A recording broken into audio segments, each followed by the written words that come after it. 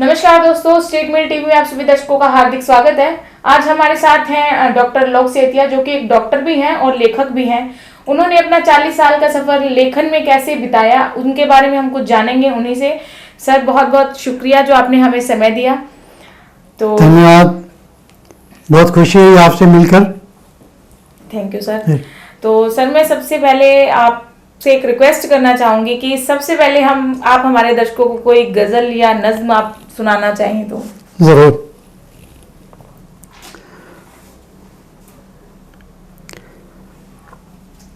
सबसे पहले आपकी बारी, सबसे पहले आपकी बारी, हम न लिखेंगे राग दरबारी। सबसे पहले आपकी बारी, हम न लिखेंगे राग दरबारी। और ही कुछ है आपका रुतबा, और ही कुछ है आपका रुतबा, अपनी तो है बेकसों से यारी। लोगों के इल्ज़ाम हैं झूठे, लोगों के इल्ज़ाम हैं झूठे, आंकड़े कहते हैं सरकारी। फूल सजे हैं गुलदस्तों में, फूल सजे हैं गुलदस्तों में, किंतु उदास चमन की क्यारी। होते सच काश आपके दावे, होते सच काश आपके दावे, देखती सच खुद नजरें हमारी। उनको मुबारक ख्वाबे जन्नत, उनको मुबारक ख्वाबे जन्नत, भाड़ में जाए जनता सारी। सबको है लाजिम हक जीने का, सबको है लाजिम हक जीने का, सुख सुविधा के सब अधिकारी। माना आज न सुनता कोई, माना आज न सुनता कोई, गूंजेगी कल आवाज हमारी। सबसे पहले आपकी बारी, हम न लिखेंगे राग दरबारी। वाह वाह वाह सर, बहुत बहुत बढ़िया। सर, आपसे मैं शुरुआत करती हूँ। सबसे पहले मैं आपसे ये जानना चाहूंगी सर, आप डॉक्टर भी हैं और लेखक भी हैं। सर, आप दोनों में तालमेल कैसे बिठाते हैं, और उसके बारे में हमें सर कुछ बताइए। मैं दो बातों का उल्लेख करना चाहूँगा। डॉक्टर बनने के बाद सरिता पत्रिका आती है, उनके संपादक होते थे विश्वनाथ। तो वो एक कॉलम लिखा करते थे जिसमें ये था कि हम पढ़ लिख गए, कुछ भी रोजगार कर लिया, कारोबार कर लिया, और हमने अपनी फैमिली बच्चे पाल लिए, कुछ कर लिया, घर बना लिया, लेकिन हमने समाज के लिए क्या किया। तो अगर हम पढ़े लिखे हैं तो कुछ ना कुछ हमें समाज के लिए जरूर करना चाहिए। तो उनकी बातों से प्रभावित होकर मैंने शुरू किया था कि ये जो जन समस्याओं को लेकर या हमारे जो सामाजिक सरोकार की बातें हैं, उसके लिए मैंने संस्थाओं को पत्राचार करना, विभागों को, संगठनों को, मतलब उनसे मैंने एक तरह तालमेल बिठा के और जनहित के लिए बात लिखनी वो शुरू की थी।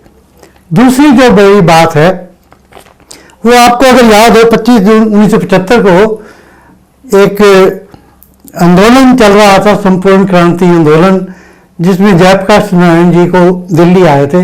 तो मैं उनका भाषण सुनने रामलीला ग्राउंड में गया था। उनके भाषण सुनने वालों की लाखों की भीड़ में मैं था, लेकिन मुझे उनकी बातों ने बहुत प्रभावित किया था।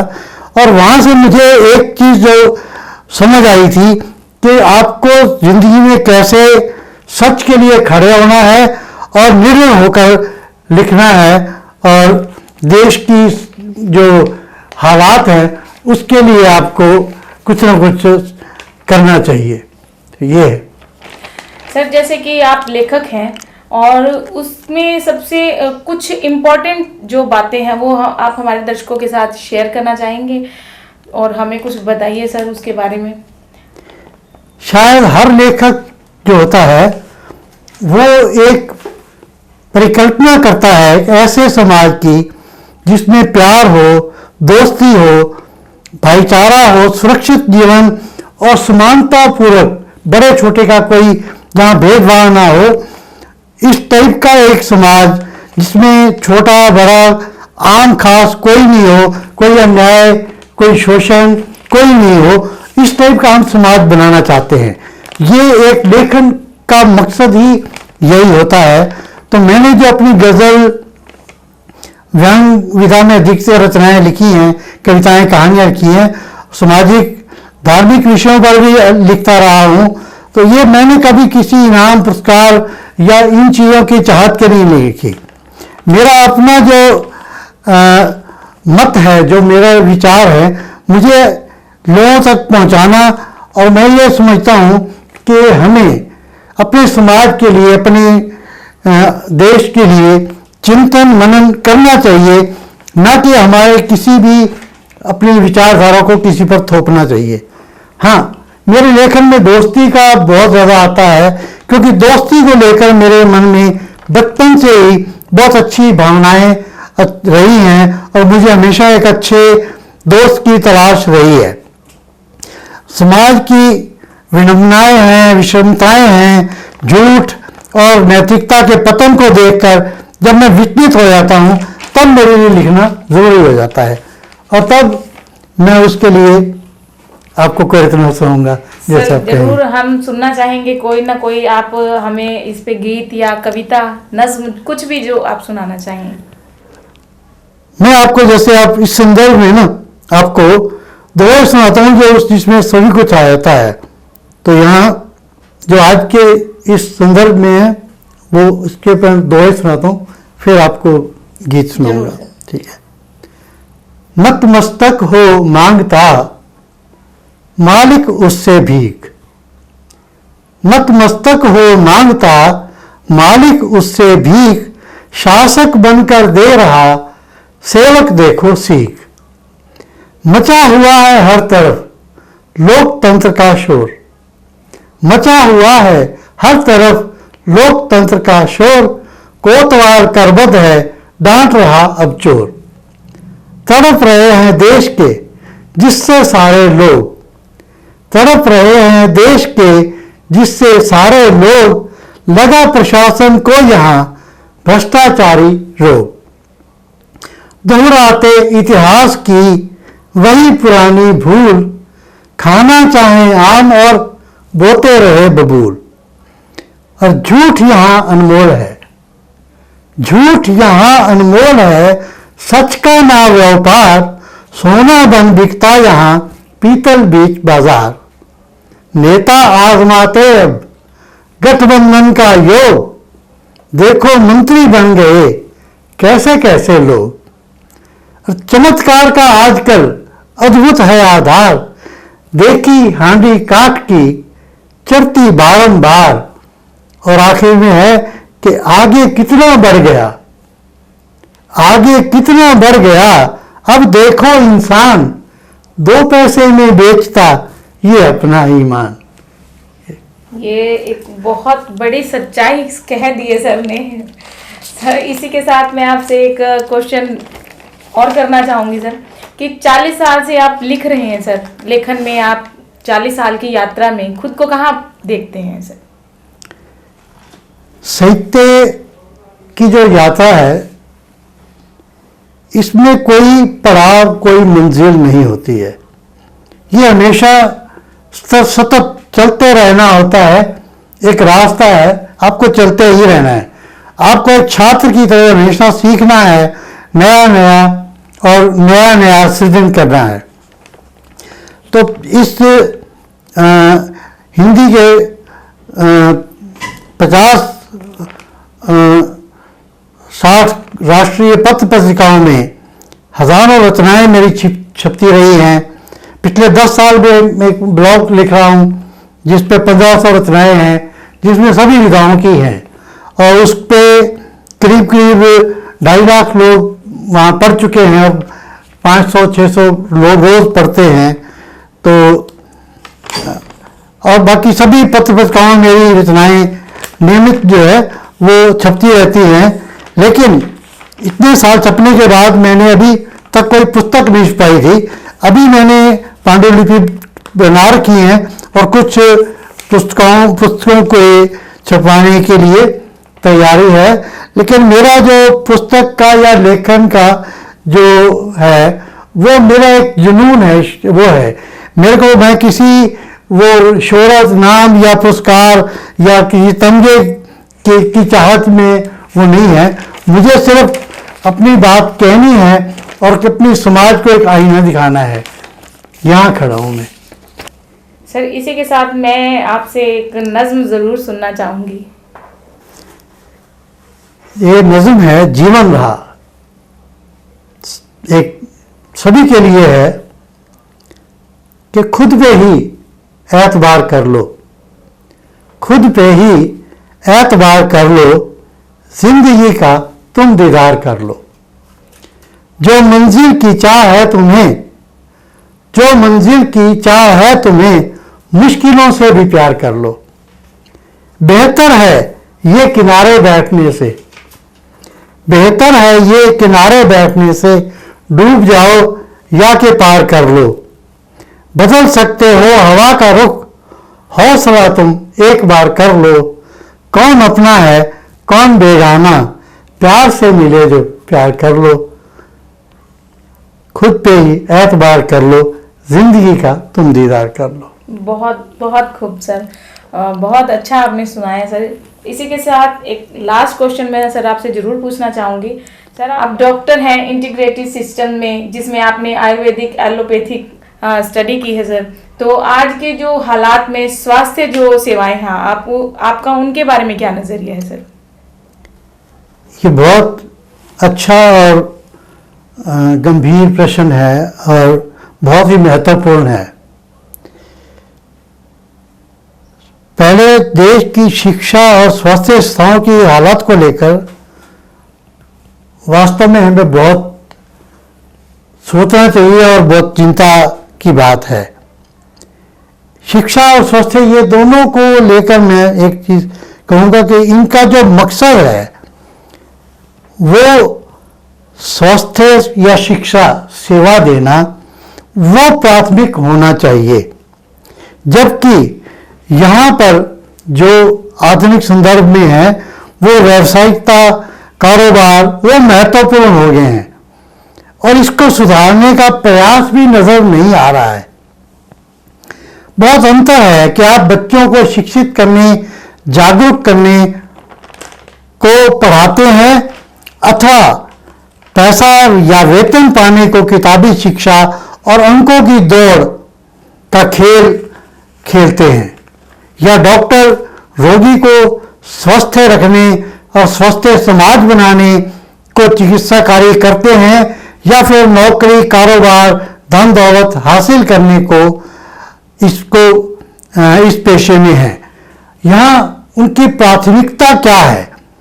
जो प्राथमिकताएं हैं वो कर्तव्य, ईमानदारी और उचित कार्यशैली, उचित ढंग से उपचार व शिक्षा, वो जनहित में, वो निज हित से ऊपर होना चाहिए। मुझे इस बात को कहने में कोई संकोच नहीं है कि आयुर्वेद को लेकर जो आयुर्वेद के ही अंग हैं उन्होंने ही आयुर्वेद को महत्व नहीं दिया है, मगर अभी आपको नजर आ रहा है वो सच नहीं है। आयुर्वेद को लेकर कुछ प्रचार हो रहा है जो वो आयुर्वेद का कुछ भला नहीं हो रहा है, वो आयुर्वेद के नाम पर धोखा, छल और एक कारोबार बनाकर बल्कि आयुर्वेद को और भी नुकसान पहुंचाने की कोशिश की जा रही है, जिसके लिए काफ़ी हमें चिंता करनी चाहिए और जो वास्तविक प्रणाली है वो आनी चाहिए। तो इसके लिए स्वास्थ्य संस्थाओं के लिए तो सेवाओं और शिक्षा इन दोनों के लिए बहुत गंभीरता से समाज को भी या सरकार को प्रयास करनी चाहिए। बहुत अच्छी बात कही सर आपने, और इसमें शायद एक मैसेज भी था, समझ आने वाले को समझ आ जाएगी सर। और सर इसी के साथ मैं एक एंड में आपसे कोई गीत, नज्म या कविता जरूर एक सुनना चाहूँगी और अपने दर्शकों को भी सुनवाना चाहूँगी। आप महिला है, मैं आपको छोटी छोटी सी कुछ लाइनों की महिलाओं के लिए दो कविताएं हैं, वो कहूँगा, बहुत छोटी है। एक तो औरत ही है, आपने शायद औरत के लिए बहुत कुछ पढ़ा होगा, पर इसको ध्यान से सुनिएगा कि जरूर सर। वो आप अपने आप को इसमें पाएंगी। औरत, तुमने देखा है मेरी आंखों को, मेरे होठों को, मेरी जुल्फों को, नजर आती है तुम्हें खूबसूरती, नजाकत और कशिश मेरे जिस्म के अंग अंग में। तुमने देखा है मेरी आंखों को, मेरे होठों को, मेरी जुल्फों को, नजर आती है तुम्हें खूबसूरती, नजाकत और कशिश मेरे जिस्म के अंग अंग में। तुमने देखा है केवल बदन मेरा, प्यास बुझाने को अपने हवस की बांट दिया है तुमने टुकड़ों में मुझे, और उसे दे रहे हो अपनी चाहत का नाम। तुमने देखा ही नहीं उस शख्स को, एक इंसान है जो तुम्हारी ही तरह जीवन का हर एक एहसास लिए, जो नहीं है केवल एक जिस्म। औरत है तो क्या, ये औरत की डेफिनेशन है। और दूसरी जो औरत के लिए है, ये है चुभन। ये और भी उसकी समाज में वास्तविकता को उजागर करता है। चुभन, धरती ने अंकुरित किया बड़े प्यार से, किया प्रस्फुटित अपना सीना चीरकर, बन गया धीरे धीरे हरा भरा पौधा उस नन्हे बीज से। धरती ने अंकुरित किया बड़े प्यार से, किया प्रस्फुटित अपना सीना चीर, बन गया धीरे धीरे हरा भरा पौधा उस नन्हे बीज से। फसल पकने पर ले गया काट कर, बनकर स्वामी डाला था जिसने बीज धरती में, और धरती को मिली मात्र कुछ जड़ें चुभती हुई सी। अपनी कोख में, ये धरती का था, औरत की बात है। अपनी कोख में हर संतान को पाला मां ने, मगर मिला उन्हें सदा पिता का ही नाम। जो समझता रहा खुद को परिवार का मुखिया और घर का मालिक, और हर मां सहती रही कटी हुई जड़ों की चुभन के दर्द को जीवन पर्यंत। नमस्कार। बहुत बढ़िया सर, बहुत बहुत खूब आपने सुनाई लाइनें। और सर, आपने कोई यूट्यूब पे भी अपना चैनल बनाया हुआ है? हाँ, मेरा अभी शुरू किया है मैंने, अंदाज़े गजल नाम से। हाँ जी। हाँ, जिस पे अभी मैं नियमित डाल रहा हूँ। हाँ जी। सारा राणा पर गजलें हैं, आप वहाँ जाइए। मैं और सर मेरा जरूर- ब्लॉग हाँ है जी। blog.loksetia.com। हाँ जी। उस पे तो बहुत कुछ है। मेरा पूरा हाँ जी। मेरा लेखन का आधा भाग वहीं पड़ा हाँ है। जी। नहीं सर, मैं जरूर उसको आज विजिट करूंगी, मैं जरूर उसको देखूंगी सर। और सभी दर्शकों से मैं रिक्वेस्ट करना चाहूंगी, आप भी जाएं, इसी तरीके के प्यारे नज्म, गीत और कविताएं सुनने के लिए जरूर विजिट करें एक बार। मैं अपने सभी दर्शकों से, पाठकों से सिर्फ एक ही बात कहना चाहूँगा। हमारे समाज में नैतिकता और सामाजिक मूल्यों का जो जिस टाइप का ह्रास हो रहा है, इसमें हम जो साहित्य से बहुत अलग हो गए हैं। हमने किताबें पढ़ना बच्चों में, नहीं तो हमारे घरों में मैगजीन आती थी, पत्रिकाएं, अखबार आती थी। अब वो काफ़ी हट गया, हम सोशल मीडिया और उसके जाल में। मैं ये चाहूँगा कि आप अपने बच्चों को, बाकी सब, चाहे वो किसी क्षेत्र में भी हो, उनको साहित्य से थ्रू जोड़े रखें।